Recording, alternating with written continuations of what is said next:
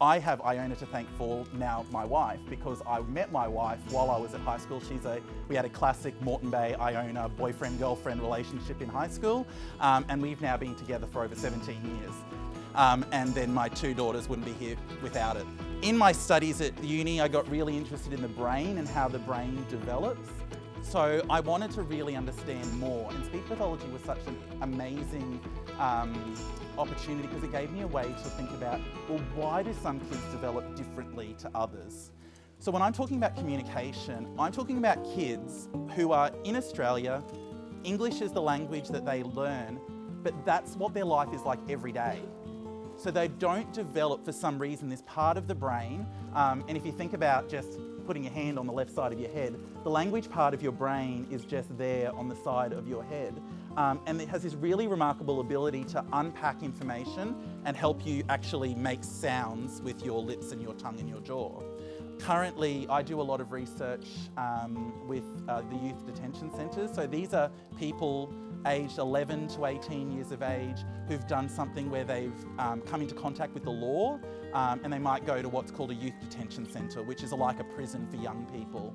And currently there's a youth detention centre here in Brisbane where 60% of hundreds and hundreds of teenagers that are in there have previously had an undiagnosed developmental language disorder.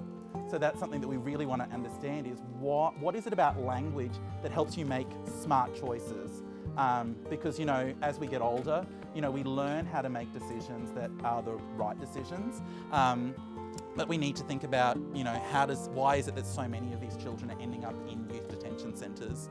And then the other part of my research is the genetics. So what is it about the genetics that mean that not just one child, but often multiple children and family will have this condition? My one biggest learning from Iona was that you can have so many different things happening, but you can learn to manage your time really, really well and take those opportunities, because there's still times where, you know, I look back on my experiences in public speaking, and you guys, I don't know how many we've got here, 20 or 30 people, whereas now I can stand up in front of 1,000 people or 2,000 people and speak about something that I can help, and I can help them help others, that I wouldn't have been able to do if I hadn't built those skills here.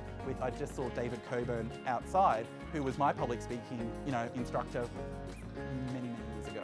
You know, so for those sorts of experiences, take them, use them. But even sports, social sports are really helpful for meeting people, connecting post-school, staying in contact with friends. So there's lots of things that I've learnt from being here that I have taken with me, and probably something I didn't reflect on until I came back today, was just really how significant the school logo, motto is.